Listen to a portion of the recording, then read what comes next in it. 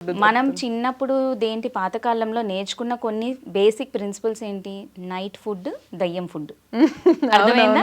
అది పోయింది.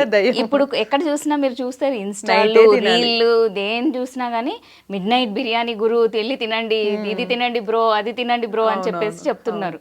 సో దీనికి దేంటిది ఇప్పుడున్న యూత్ ఏంటంటే they are getting attracted towards it. Midnight food తింటే ఏమవుతుంది, అది డైజెషన్ అవ్వదు, దానికి ఎక్కువ టైం పడుతుంది. మన స్టమక్ దేంటి రిలీజ్ చేయాల్సిన డైజెషన్ ప్రాసెస్ ఏదైతే అవ్వాలో అది ఎక్కువ స్ట్రెస్ తీసుకుంటుంది.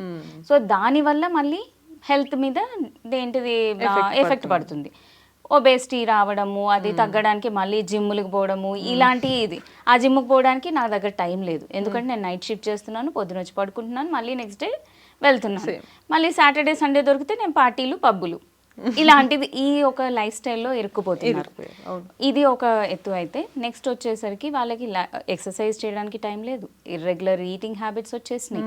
ఏమంటే స్విగ్గీ జొమాటోలలో